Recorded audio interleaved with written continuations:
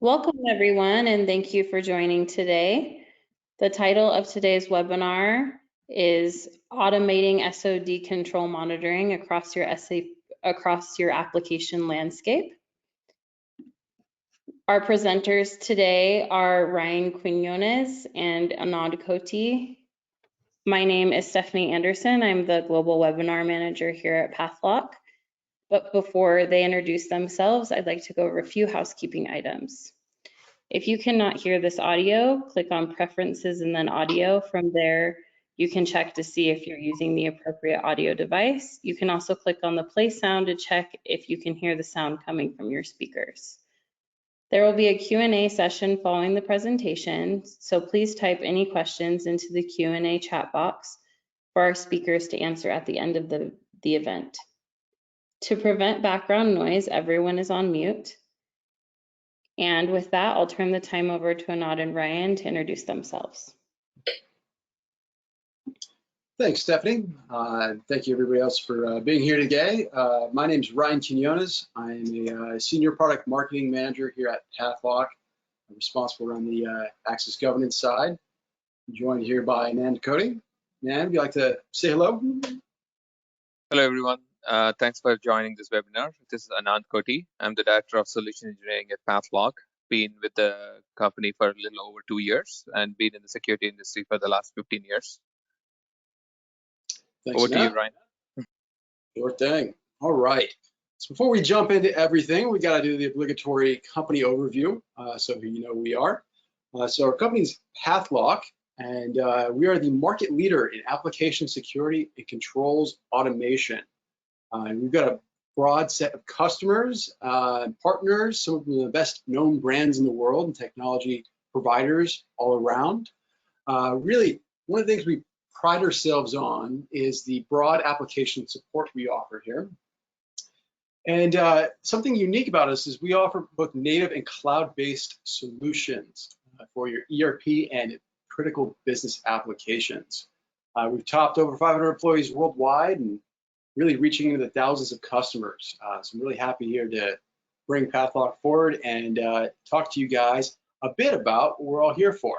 It's going to be SOD control monitoring, really across your application landscape.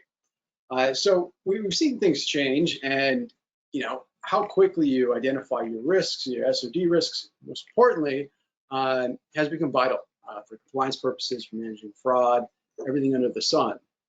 Now, taking it from single application to really across your landscape should have a big impact.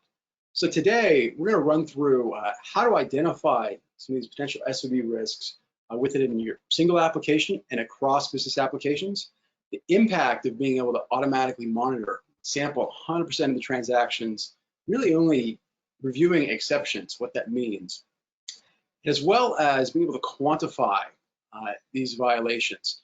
Really, you have a better direction on what to remediate, really narrowing your focus to what matters most. So what is one of the big trends that is kind of pushing companies in this direction and increasing the importance of having a continuous monitoring solution? I gotta throw the buzzword out there, digital transformation. It's been around for ages, but it's still very relevant. And it's really shifted and continuing to shift the access governance paradigm. So 3 things I want to touch on here real quick. I mean, we all have a lot of business applications, and we know this trend is increasing. I think the last known stat here is that nearly 70% have 130 applications in their company. And I think that number, in my experience, is much higher. Now, in terms of SOD and really compliance in general, how many of these apps are relevant? So there's a recent survey done, and 32% of ERP customers have between 11 and 20 applications within their compliance scope. That means that all these applications had to be audited, you had SOD checks in there, access had to be certified, everything had to be audited, validated that things were going forward as planned. Now, that's only 1/3, but 2/3 or just about have at least 6, and 6 applications could be as complex as an SAP or Oracle EBS. So you see the volume of that, everything that's going on there, it's kind of massive, And the more these things become connected, the more complex it will get here. And this is all kind of in conjunction with the high rate of regulatory change that organizations are seeing. And that seems to be the number one concern of auditors and folks in the compliance space, is that we have this rapid pace of change going forward. When you think SOX has been around for a while, but now they're going to add new requirements around cybersecurity. You've got data privacy requirements still continuing to evolve throughout the globe. This pace of change is not slowing down. So in terms of, let's say, your application landscape itself, how things have changed, it may have been you had one application, let's say it was SAP, and everything was really consolidated in one spot. You could run end-to-end business processes in this single application. So that made, looking at SOD conflicts a bit easier. It was all in one spot. Nowadays, companies are adopting these best of breed solutions. And I think it's great for the business, because now you've got the latest UX and the best processes, real-time reporting, analysis, everything else in these things. It's helping businesses evolve in this world, helping them be more competitive, helping them push the limits. The issue is, though, is that now we've got multiple apps working together, users having multiple apps, business processes spanning these multiple applications. And this is creating some significant challenges when it comes to managing SOD, when it comes to SOX compliance, when it comes to making sense of really access governance across all these applications. Now, attempting to manage this application access at the individual application level, siloed you might say, I think is really a losing proposition. And what I want to highlight here on this slide is that if you look at each app, you get SAP on the left-hand side, and we'll go Salesforce on the right-hand side. You're going to have your users and roles, which more or less might be commonplace. But when you get down to actions and permissions, actual security models of these applications, really where you need to look when it comes to things like SOD, they vary greatly. So, some folks might be approaching this as on a per app basis. They're going to be looking at, their SAP application going in down there, and they're going to identify their SOD conflicts in that. But then you still have to correlate it with all the other applications that your business processes now span. Doing this on an individual application level keeps you siloed, and it's only going to lead to more conflicts coming up, material weakness filings. It's not going to be a winning path moving forward. So at Pathlock, this is really the key area that we focus on helping organizations, is harmonizing these cross-app controls. In this digital world where your business processes are spanning multiple applications, folks need a solution that can handle all these things, can make sense of everything. So we're helping folks translate these business activities across their landscape, over 140 applications that we integrate with. We'll help identify these conflicts within individual applications and across applications, doing all of this with complete visibility and real-time analysis. And then with this information, help automate your controls, remediation, and audit activities. I'm almost done here with the company overviews. We'll get to some good stuff here in a moment. Now, one of the things on today's topic, it's continuous monitoring across your landscape for SOD. The two things are key components of that. One is understanding from an SOD level of conflicts, what permissions do users have and what conflicts exist in there. Really the can-do side. Do they have conflicting permissions in a single app, in this two apps that are combined together? Being able to understand those entitlements at a deep level in each application allows you to see the can-do side. Now, the did-do side, as we call it, is did they actually perform that violation? Did they actually perform an SOD conflict? And that's what we also capture any of the activity that's going on here and check for SOD violations, correlate it across applications, and bring those two together for really this kind of 360-degree approach to risk analysis. Now, for enabling cross-app SOD control monitoring. I think there's 3 phases here that are important. It's consolidate, correlate, assess, and mitigate. Now, I think from a consolidation perspective, right now you might have your SOD analysis on each application, and a lot of these organizations have many apps, and each app has a specific function that they're supporting. And as we've seen, this overlap is in business process is increasing here. So, using a siloed app by app approach is not going to be scalable, and it's only multiplying your compliance costs. So the first step is kind of bringing everything into a centralized location where you have a single pane of glass that will simplify these efforts and kind of prepare you for the next stage.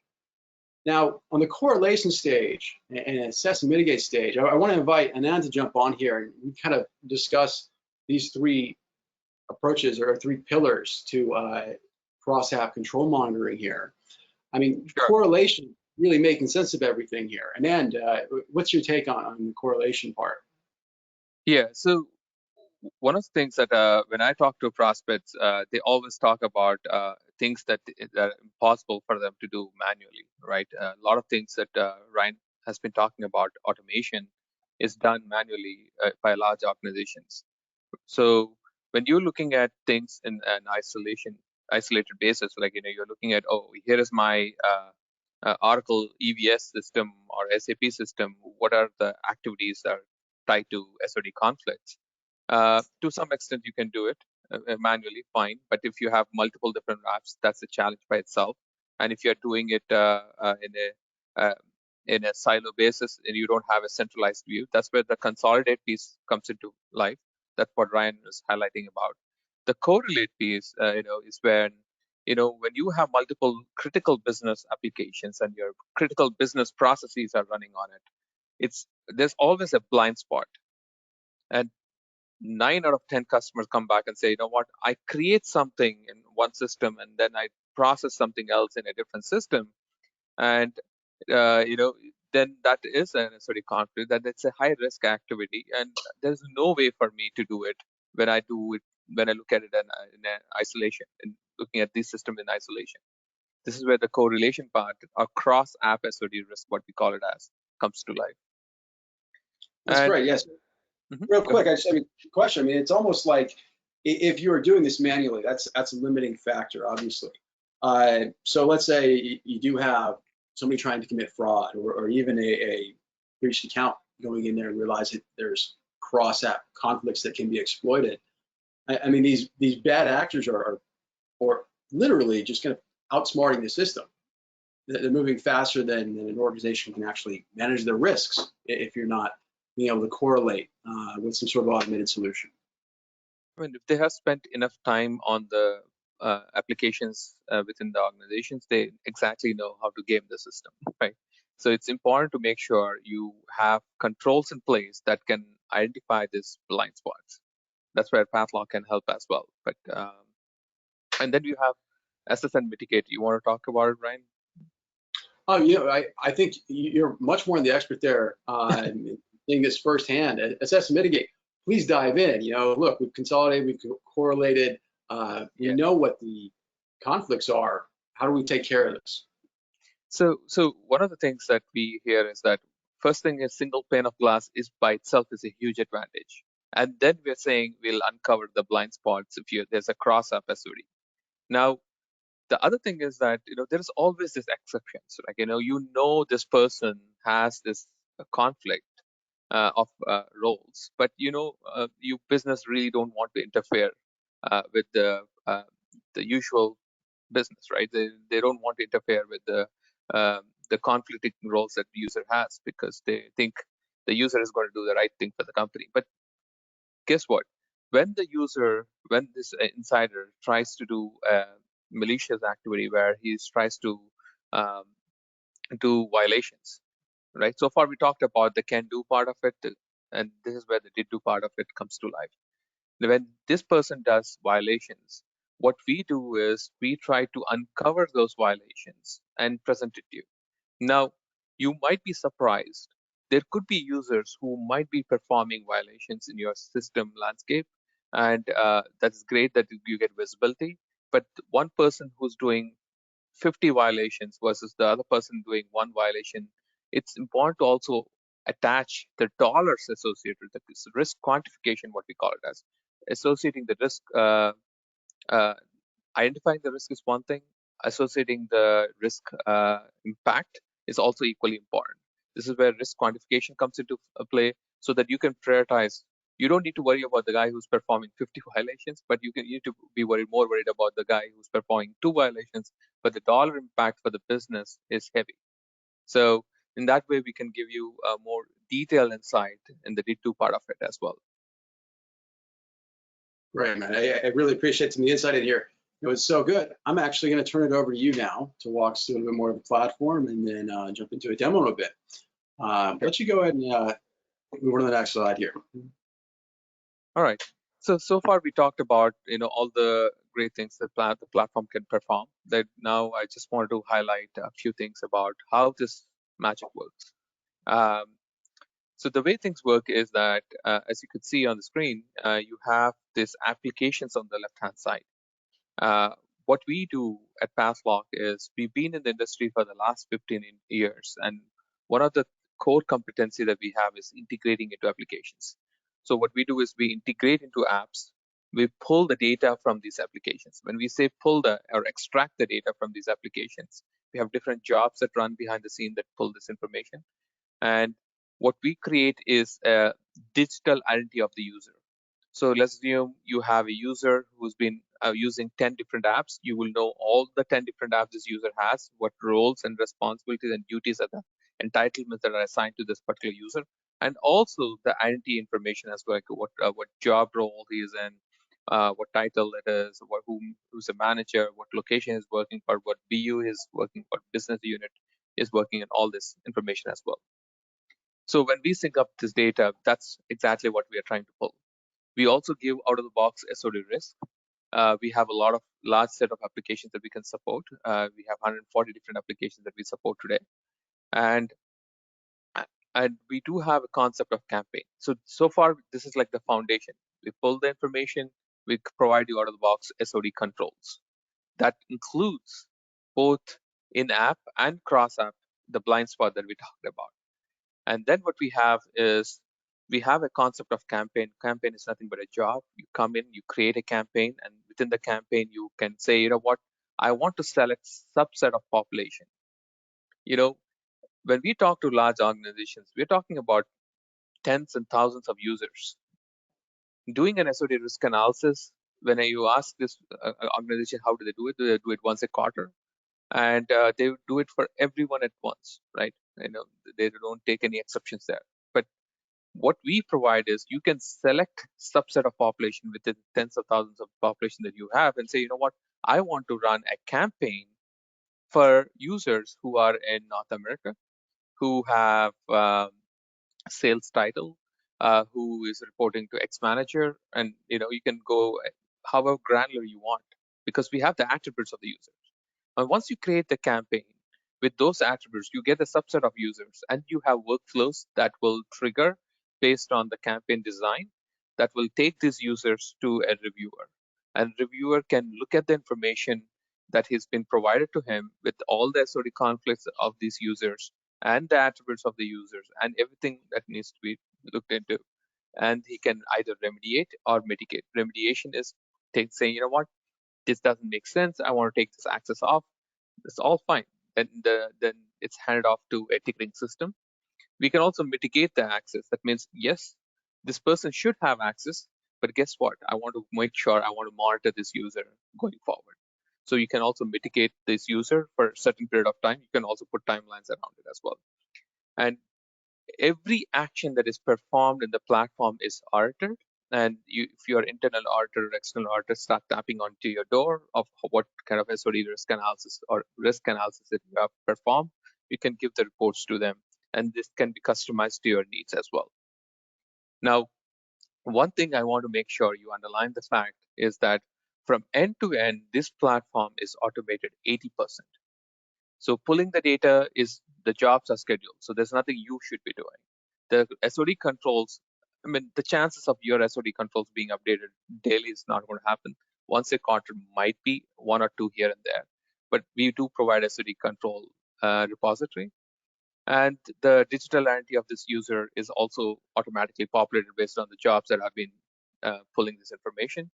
The campaigns are not calling out the names, they're calling out the attributes of the users. So the campaigns are very dynamic. So the only 20% I kind of reserved is because the reviewers still have to take an action and say, you know what, either mitigate or remediate. That's the only place where you have to continuously do the manual intervention of looking at the data and then taking action based on it. So that's how we can automate SOD controls. This is where a lot of organizations are adapting to it. The manual controls are no longer the path forward. This is the path forward. Pathlock is the path forward. All right. Pathlock is a path forward, man. You're going to take my job with the hip lingo here. I was impressed as well. That's because all right, so let's just go to the next one here. Now, we talked about it already, but we not only we can do the can do part of it, we can also uncover the did do part of it. This is where the known unknowns and unknown unknowns come into play. Known unknowns are right. You know what, you have mitigated a user, you know that user has a risk, and then you are watching for any malicious activity that particular user might perform. Right, it's a risky user. You know that user. Unknown unknowns are when you don't know the user who just joined the company. You have no mitigation controls in place for him, but guess what? We still will look out for those users as well. This is where the unknown part comes to. We'll figure out who that user is out of those tens of thousands of users with hundreds of applications you have, and we also will uncover if there is any violation that is performed. So if you go to the next slide here, so this is just one of the analysis that we performed for a customer. Guess what? This is where I was talking about.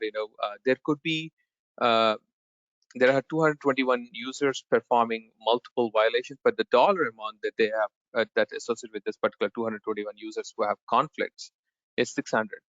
While if you look at this user base, we have 37 users. The dollar amount associated with that violation is 11 million for that reason. So the idea here is that it's not about how many users have conflict.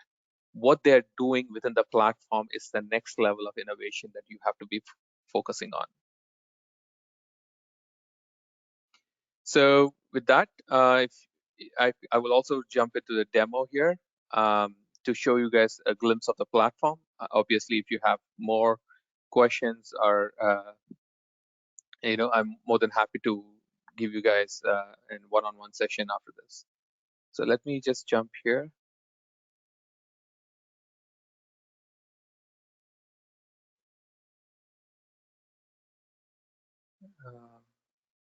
Can you guys see my monitor? Yes. See your screen? Yes. Yeah, perfect. So one thing, there's two sets of users I'm going to log in as. The first thing I'm going to do is log in as an administrator. Here is an administrator who logged into the platform. And once he logs into the platform, there's a lot of dashboards that can be configured. This is the demo system. I didn't configure a whole lot here. But you can go in here and say employee profile. So this is the digital identity I'm talking about here. You can have tens and thousands of users you have. And guess what? This tens of thousands of users that you have, give me 1 second here. Any user in your organization, you can come here, type in the username. You can see the general information about this user. We talked about the attributes. There are customers who take 5 attributes. There are customers who take 80 different attributes. You can click on the users. You can see the user name of Kelly. These are the usernames that she is using to log into the platform. Obviously, this is the normalization we're talking about, security normalization. Kelly can have Kelly Taylor or Kelly M or whatever, her Kelly.Taylor. These are all these applications that she is enrolled into. This is the department, and this is the last login information. You can also look at the activities that she has performed. very granular level details are provided by our platform. If this is information that we can collect, we obviously will provide you. So far, what is critical is to make sure you understand the general information, the user information that we talked about. If there are SOD conflicts, we also will highlight that for this particular user. Now, this is where we're talking about the digital identity of the user. The next thing I'm going to highlight is if you go into compliance, you go into risks. This is where out-of-the-box SOD risks we talked about. This is aligned with what I was trying to show you guys here. We created a digital identity. We have out-of-the-box SOD rules. So now I have out-of-the-box SOD rules. If I click on this applications, you can see, sometimes the applications in scope are two. Here is a GL journal entry and maintenance. Obviously, this is an SOD conflict. A user should not be doing this. And this is focused on two applications. And if I go in here, I can see users who have this conflict belong to these departments. You can also look at how many users fall into this bucket. You can see the elements. Elements are nothing but SOD risks functions, what we call it as. These are the functions that are triggering it. You can always go into the details of it and see what elements are triggering it. Again, this is a multi-layer conflict, so there are multiple applications. In this case, I can see Infor and Oracle. So if someone has permissions that are shown here, obviously fall into that bucket. If I go into risks, it will show me the users who have this risk. So there are 24 employees who have this conflict. You can always look it up here, and either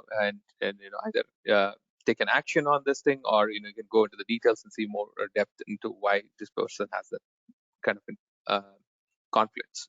So far, what we talked about is we looked at the digital identity of the user. We provided you out-of-the-box rule sets, and the rule sets are scrubbed against the user base that you have. Now, the next thing is the campaign. This is where the internal auditors would spend a decent amount of time. They come in, they create a new new SOD campaign. You come here, and when you create a campaign, the first thing that you will see is select the population. Select the population is nothing but what set of population that you want to look at. I want to look at people with department equals to finance. Or if you can say, what I want to look at, people who are reporting from city, New York, right? So you can go and select the population based on the attribute information that we collected. We will get the subset of users. Then you can say, what SOD violation, which are high risk, is what you want to focus on. You can select that. Then you can select the systems that you want to focus on. You can say, what I want to do Infor, I want to do Oracle EBS, I want to do NetSuite. You can pick how many other systems you want. There's no limitations there. Then what is the instructions that you want to send to the reviewer? You can say, please make sure these conflicts are taken care of. This is your job. Although you're a business user, please do take care of it. Then you have the generic what you call as workflows that have been designed. You can select the workflow that you want to assign to this particular review, so that it goes to the right person to review, and some scheduling tasks have been performed here as well. So at the end of the day, this is how the campaign is created, and once the campaign is created, this is when the reviewer comes into play, and I'll show you how the reviewer acts on it as well. Once a reviewer logs in, you wouldn't see all the information that admin was able to see, right? He only has a limited menu items, as you can see. And he can go here. We have a concept of inbox. He goes into the inbox. Once he goes into the inbox, he has my waiting reviews. These are the reviews that are waiting for him to act on. He can come here. He can go to the details. He can see the information of what conflict that he is trying to look at. He can go further details. You can see the permissions that have been assigned to that particular user. Now, if you want to drill even further, you can do that as well. So you can click on it, and you can say, this particular GM mover demo has these roles. MV23N and TK12. These are the different transactions that are able to perform. Now, you can go back and say, well, you know what, I did my due diligence, I want to remove this role and I want to reject these roles. You can do that, and it will ask you what comments you want to do it, and then you can approve the request. And every action, as we talked about, is logged in a report, and you can go back to the reports that have been designed. So as a admin, I can go into my reports. So I can go into, there are multiple different reports that you can go into, so, but I'm going to show you some reports. So you can go to report designer or risk report or risk mitigation reports. There are a lot of different kind of reports that you can click on. And the other thing that I want to highlight is the violations part of it. Let's assume there are violations. You can click on that. There's a report, separate report for it as well. And let me go back so that I have data. Now, so far what you have seen is you have a administrator who created a campaign based on the user master and out-of-the-box SOD rules that have been designed. The campaign went to a reviewer reviewed the information, took an action to either approve or deny based on the actions that are allowed by him, and all the information was at his fingertips. Now, there are users who have been approved with the risk that he has, and that means there could be a violation with these users, and we are monitoring for violations. And here is a report that will show you all the violations that have been performed. And we can give you very granular set of information about the users who have a lot more violations. Now you have the departments with the high risks who are performing more violations than other departments, and the location where these users are within the map. And if you are someone who wants to go into the details, you can also go into the details here. It will give you exactly what actions that have been performed, what kind of risk it is, and you can click on the risk. It also gives you some more content that you can drill down as well. There are a lot of drill downs here in the platform, but it all depends on how granular you want to go and check this information. And you can look at the changes, and you can act on it depending on what you see and whatnot. So that's the platform in general. Again, as I said, you can obviously always reach out to us, and we can more than happy to give you a one-on-one session on the platform and the demo as well. With that, I want to hand it off to Ryan or Kathleen. Sure, thank you, Anand. Actually, before we jump, we got one question here. SOD violations be detected before role assignment to do simulation in advance? Absolutely. So we do have a simulation that we can perform during the role assignment, role design as well. So we do have the capability, not just wait till the roles have been assigned to a user. We can do it upfront as well. Great. Okay. Thank you. Any other questions? Let me see here. We can get ahead of ourselves a little bit with questions. I think there was one more slide, and then we're going to jump into QA. Sure. Should I hand it off to you? Yeah, sure. All right.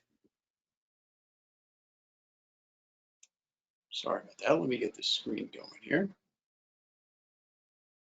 Okay. Thanks for running us through that. Yeah, kind of going on that other question we just had there around preventative SOD checks. So what we covered today was really just kind of a smaller part of our broader platform here. I think we'd like to break these 3 pillars down really around access governance, process control, and cybersecurity management is the broad scope of everything we cover. But really in the SOD realm, in terms of role design and access requests and provisioning, it is really all covered in the access governance pillar that we have here. And certainly have more information on that. I'd like one of us to follow up with you there. We expand out to process controls, really getting into your business processes, the data that's being involved in here, and how we can protect things of that nature, as well as touching the cybersecurity side. I think access governance is a space that a lot of us are in, but obviously making sure that your applications, the integrity itself is there and properly defined and secure is going to be vitally important, really over to the overall security compliance posture of your organization. With that, I do want to jump into Q&A because I know we have a few others here. Stephanie, do you have any other questions? Would you mind moderating for us? Yeah, of course. We do have a few other questions from the audience. So our next one is, can SOD violation be detected before role assignment to do stimulation in advance? Yeah, I think this question was asked for a different audience as well. Yes, the answer is yes. We absolutely can do simulation during the role design as well. Okay, great. And then the next question is, can you provide a complete list of the 140 applications that PathLock integrates with? And we can provide that. I'll just give a brief answer, and then if you guys want to jump in, we can have a representative reach out to you later about that, since there's quite a few. Do you guys have anything to add, Ryan and Anand? Yeah, I mean, your answer is absolutely right. So the point is, we have a lot of different applications. The thing that we run into is that when we provide all the applications that we support, there's always this assumption that, oh, we cannot support any custom application or any application that is not in the list. So one thing I want to make sure you understand is that we've been in this industry for quite a bit of time. So the way it would work is that we would provide you something called a sizing guide. And if you provide us the applications that you want us to support, we will tell you what we support out of the box, what we don't, and for the ones we don't support, we'll also give you some kind of resolution around it as well. Okay, great. Thank you for that. The next question is there a default set of business rules for each of those applications? Default, sorry, I didn't get default set of. Yeah, default set of business rules for each of those applications. So we do have a default, we do have out of the box rule sets that we provide for SOD controls. Again, when we talk to prospects, again, this is one of the learning curve we have is that every business is different. They have things that are done differently.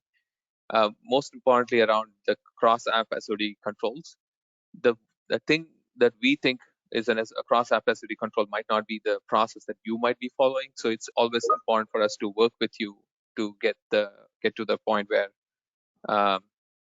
we all agree to the SOD controls that we have out of the box.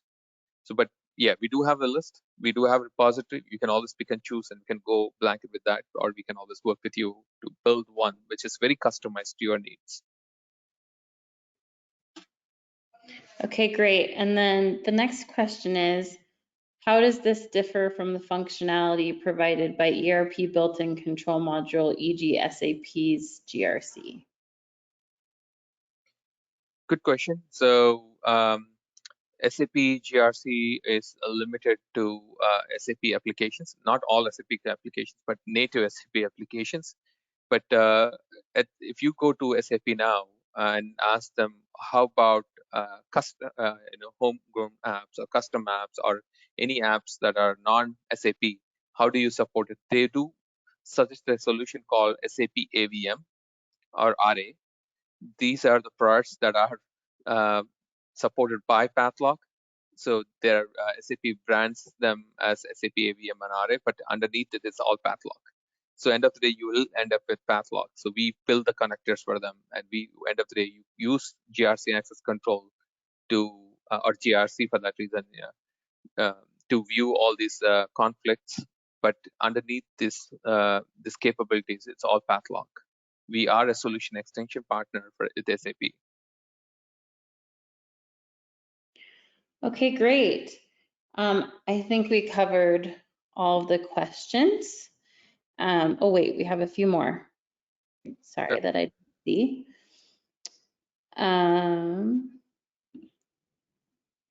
Does this work with HANA S4? Yeah, absolutely. Okay, great. And then where is the data you extract stored? If on your servers, have you had any issues with customers concerned about data security / privacy, and how do you overcome these concerns? Yeah, good question. We are SOC 1 and SOC 2 certified. We have a lot of customers on our platform. We do have some defense or DoD customers as well using the platform. So we do vulnerability assessments on our platform itself to make sure there is no vulnerabilities or exploits that can potentially breach our system. So we do our due diligence from our side. So the data that we pull in is mostly focused on user and their attribute information and the provisioning information, but not necessarily any PII kind of data. So we kind of, right now PII is considered everything, but if we don't really go into their date of birth or their social security numbers and things like that. So we only take the information that is relevant. We don't go out and then take everything out of your systems. And we also do our own homework around security analysis around our platform as well that can build the confidence with our customers. Okay, and then our next question is, how does this tool differ from IDM SVG? So generally speaking, identity management solutions out there,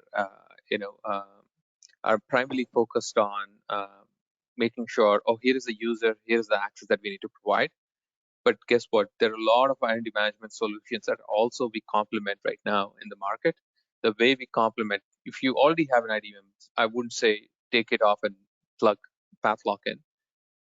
But the way we do it is we complement it by doing the risk analysis within our platform and then providing the information back to the IDM solution so that when the reviewer takes action, he's not only looking at, oh, I need to give him this access, but guess what? Pathlock is telling me that this might mean all these issues, right? And it's going to be SOD or sensitive assets or high risk transactions, things like that.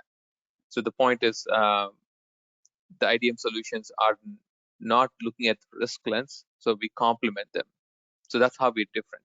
And obviously we have a lot of solutions. This is not the only thing that we do. We do user access reviews, automation, provisioning. We have SOD, we just saw SOD. We do privileged access management. We can do activity monitoring. You name it, we can do a lot of things around activity monitoring.